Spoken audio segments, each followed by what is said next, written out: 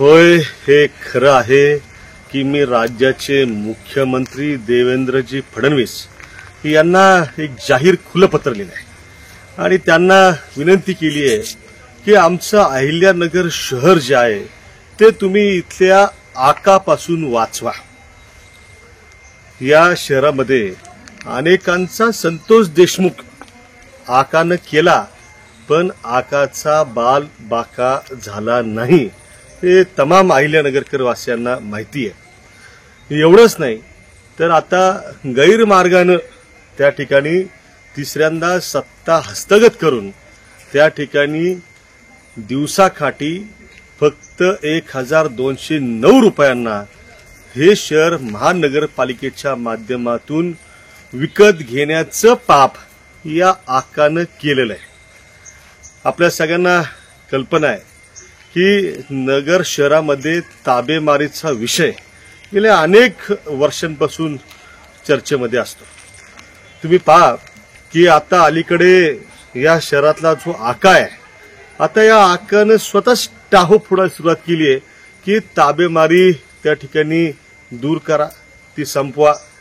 प्रत्यक्षामध्ये ज्याला ताबा सम्राट अशा पद्धतीची बिरदावली या शहरातल्या सर्वसामान्य अहिल्यानगर वासियांनी दिलेली आहे, तो ताबा सम्राटच आता त्या ठिकाणी ताबेमारीच्या विरोधामध्ये बोलतोय आणि लोकांचा बुद्धिभेद करण्याचा प्रयत्न त्या ठिकाणी करतोय। त्याच्यामुळे या आकाच्या अशा वागण्यातून त्या ठिकाणी तो लोकांना भासवायचा प्रयत्न करेल की जसं म्हणतात ना की मी नाही त्यातली कडी लावा आतली, पण आकानं हे लक्षात घेतलं पाहिजे की अहिल्यानगर वासीय हे सुज्ञ आहेत, त्यांना नेमकं काय चाललंय काय नाही हे त्या ठिकाणी कळतं।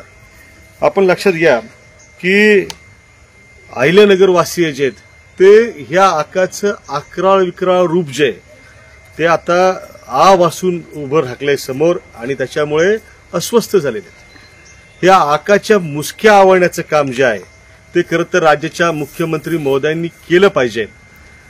त्यांनी जर ते काम केलं नाही तर पुढच्या काळामध्ये हा आका अजून भयानक पद्धतीनं त्या ठिकाणी आपल्या दहशतीचा, गुंडगिरीचा, पैशाचा, दबाव तंत्राचा गैरवापर करून त्या ठिकाणी सर्वसामान्य अहिल्यानगर वासियांचं जगणं जे ते मुश्किल करून ठेवेल, याच्याबद्दल माझ्या मनामध्ये कोणत्याही प्रकारची शंका त्या ठिकाणी नाही। आणि मुख्यमंत्री साहेब, मला आपल्याला सांगायचं की ह्या आकाच्या दहशतीमुळे जरी हा आक्रोश त्यांच्या मनामध्ये असला तरी देखील तो जाहीरपणानं व्यक्त त्यांना करण्याची मुभा दुर्दैवानं या शहरामध्ये लोकशाहीमध्ये नाही, ही वस्तुस्थिती आहे। परंतु दबक्या आवाजामध्ये त्या ठिकाणी अशा प्रकारची चर्चा चौकामध्ये शहरामध्ये या आकामुळे सातत्यानं सुरू असते। आपल्याला आणखी एक गोष्ट मला सांगायची आहे की नुकत्याच विधानसभेच्या निवडणुका झाल्या। या निवडणुकानंतर त्या आकानं त्या ठिकाणी अनेकांना वेठीस धरण्याचा सपाटा जो आहे तो सपाटा त्या ठिकाणी लावलाय।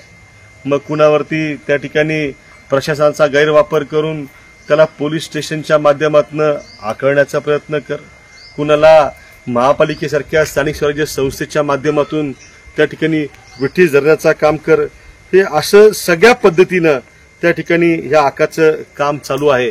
आणि आपल्याला एक गोष्ट मी सांगू इच्छितो की तुम्ही पहा की अहिल्यानगरमध्ये ज्या वेळेला एखाद्या जागेवरती ताबा मारल्याचा विषय समोर येतो त्यावेळेला या आकाच्याच जे गँगमधल्या लोकांचीच नावं कशी काय समोर येतात।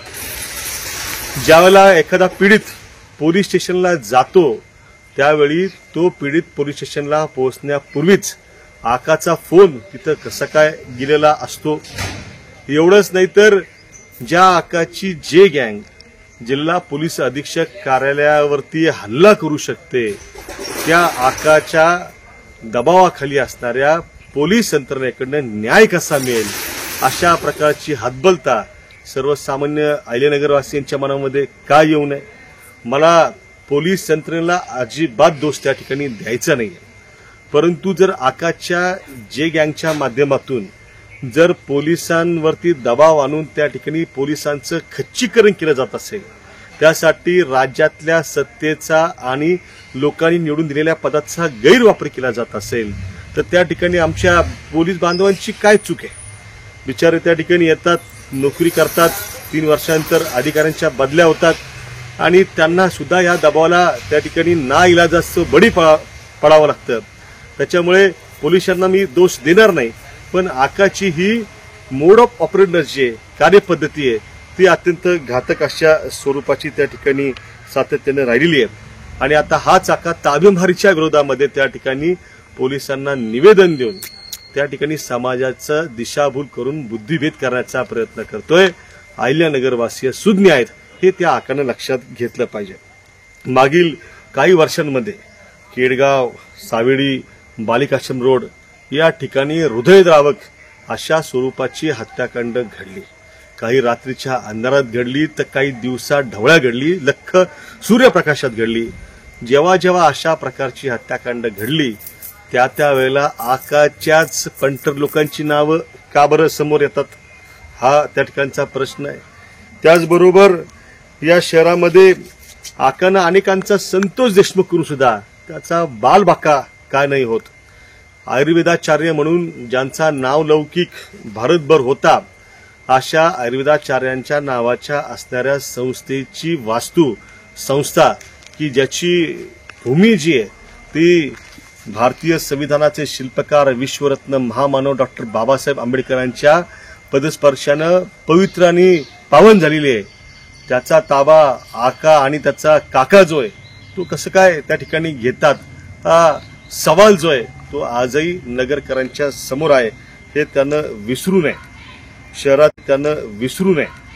शहरातील छत्रपती शिवाजी महाराजांचा जो पुतळा आहे, त्या पुतळ्यापासून काही मीटरच्या अंतरावरती त्या ठिकाणी आकानं या आमच्या अहिल्यानगर शहरातील आमच्या जैन बांधवांच्या असणाऱ्या जागेवरती, की ज्या ठिकाणी आमच्या जैन बांधवांचे ऋषितुल्य गुरुतुल्य असे महानुभाव विश्रांतीसाठी थांबत असायचे, त्या ठिकाणी त्या आकानं ताबा मारून आपलं कार्यालय कसं काय थाटलंय. आणि आपल्याला एक जुनी गोष्टीची आठवण करून देतो की बुरुडगावच्या ज्या चौकामध्ये या आकानं पहिली हिंसा केली, त्या चौकाला आता अहिंसा चौक असं नाव देऊन त्या ठिकाणी हा आका त्या ठिकाणी छाती पुढे काढून फोटो सेशन करतो. कसं काय ह्या आकाला हे सगळं बळ येतं? मला वाटतं आका बहुधा विसरलाय की तत्कालीन जिल्हा पोलीस अधीक्षक विश्वास नांगरे पाटील साहेब यांनी ह्या आकाचा पोलिसी पाहुणचार केला होता. तो पाहुणचार जो आहे तो कदाचित हा आका विसरलेला दिसतोय. त्याच्यामुळेच आका आता त्या ठिकाणी तिसऱ्यांदा सत्तेचं त्या ठिकाणी पद मिळाल्यामुळे गैरमार्गाने मिळवलेलं आता मस्तवाल होऊन त्या ठिकाणी आपला वागताना दिसतोय. एवढंच नाही तर निवडणूक संपली आणि निवडणूक संपल्यानंतर आका आता भगवी टोपी भगवा पंचा घालून त्या ठिकाणी स्वतःला हिंदू जनसेवक अशा प्रकारचं नाव लावून त्या ठिकाणी आपल्या अहिल्यानगर शहरामध्ये मिरवतोय. खरं तर हे आकाचं हिंदुत्वाचं बेगडी प्रेम आहे. एखाद्या शेळीनी वाघाची झूल पांघरली म्हणून शेळी काही वाघ होत नसती. थोडं थांबा, अहिल्यानगर वासीय सुज्ञ आहेत. योग्य वेळेला या आकाच्या अंगावरती असणारी जी काही हिंदुत्वाची खोटी झूल तो पांघरून फिरतोय, ती झूल उखडून फेकण्याचं काम अहिल्यानगर वासीय त्या ठिकाणी करतील आणि आकाचं ओंगळवानं किळसवानं असं खरं रूप जे आहे ते नगरकरांच्या समोर आल्याशिवाय राहणार नाही. त्यामुळे अशा प्रकारचं हिंदुत्वाचं त्या ठिकाणी मतांची पोळी भाजण्यासाठीचं जे राजकारण आहे ते आकानं करू नये असा सल्ला जो आहे तो मी नगरकरांच्या वतीनं या आकाला त्या ठिकाणी देतोय. अहिल्यानगरची लोकसंख्या साधारणतः 5 लाखांची आहे. 1,31,000 मालमत्ता या शहरामध्ये आहेत आणि जवळपास नोंदणीकृत दुचाकी 4 चाकी वाहनांची संख्या ही 3.5 लाख एवढी आहे. आपल्या सगळ्यांना माहिती आहे की आकानं त्या ठिकाणी महानगरपालिकेमध्ये त्याच्या इशाऱ्यावरती नाचणारा प्रशासक बसवलेला आहे. मुळात हे प्रशासक महाशय जे आहेत ते जनतेचे सेवक आहेत, सरकारचे कर्मचारी अधिकारी लोकसेवक आहेत की या आकाचे घरगडी आहेत, अशा प्रकारचा प्रश्न हा अहिल्यानगर वासियांना पडलेला आहे.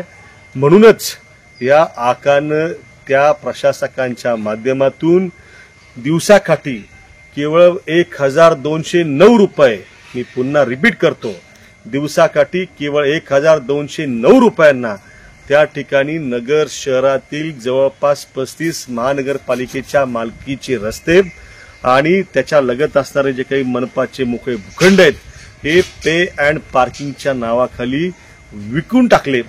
त्या ठिकाणी स्वतःच्या मर्जीतल्या लोकांना त्याचं कंत्राट देऊन आकानी त्या ठिकाणी सबंध शहर जे ते अवघ्या 1209 रुपयांना विकत घेतलंय. आकाला असं वाटतंय की आता आपण या शहराचे बाप त्या ठिकाणी झाले आहोत की काय. ही बाब जी ही अत्यंत घृणास्पद आहे. अशा पद्धतीनं अहिल्यानगर शहराचा लिलाव जो आहे तो कदापिही मी त्या ठिकाणी होऊ देणार नाही, हे आपल्या माध्यमातून मी आकाला सांगू इच्छितो. खरं तर नगर शहर ही फकीरांची वस्ती आपल्या सगळ्यांना माहिती आहे. अनेक दादा आले आणि गेलेत, मात्र त्यांचा निभाव या फकीरांच्या वस्तीमध्ये काही लागला नाही. या विधानसभा निवडणुकीतच खरं तर या आकाच्या जुलमी राजवटीतून आम्ही अहिल्यानगर वासियांची सुटका त्या ठिकाणी करू शकलो असतो, परंतु दुर्दैव म्हणा की आम्हाला काँग्रेसकडून ती संधी मिळालीच नाही. 2024 जरी आमच्या हातून निसटलं असलं तरी देखील 2029 जे आहे ते मात्र कोणत्याही परिस्थितीमध्ये आम्ही निष्ठू देणार नाही. मी किरण काळे तमाम नगरकरांची सेवा करण्यासाठी त्या ठिकाणी कटिबद्ध आहे. अहिल्यानगरवासियांनी काळजी करू नये. माझ्या घराची आणि कार्यालयाची दारं ही 24 तास 365 दिवस उघडी आहेत. तुम्ही केव्हाही माझ्याकडे नगर शहरातील तुमच्या समस्या ज्या आहेत त्या घेऊन येऊ शकता. शेवटी मी पुन्हा एकदा मुख्यमंत्री महोदयांना आवाहन करेन की मुख्यमंत्री साहेब, अहिल्यानगर जे आहे हे सुद्धा तुम्ही ज्या राज्याचे मुख्यमंत्री आहात त्या राज्याचाच एक भाग आहे. ऐतिहासिक पार्श्वभूमी असणारं हे आमचं शहर आहे. या शहरातल्या आकाच्या मुसक्या आवळण्याचं काम आपण करा. आपण जर ते काम करू शकला नाहीत तर योग्य वेळेला ते काम या ठिकाणी लोकांचा उद्रेक होऊन त्या ठिकाणी झाल्याशिवाय राहणार नाही. आकापासून संरक्षण देण्याची भूमिका ही आमची कालही या नगर शहरामध्ये होती, आजही आहे आणि भविष्यात देखील राहील. जय हिंद, जय महाराष्ट्र, जय श्रीराम, जय संविधान. बातम्यांसाठी नवा मराठा यूट्यूब चॅनलला सबस्क्राईब करा आणि बेल आयकॉनवर प्रेस करा.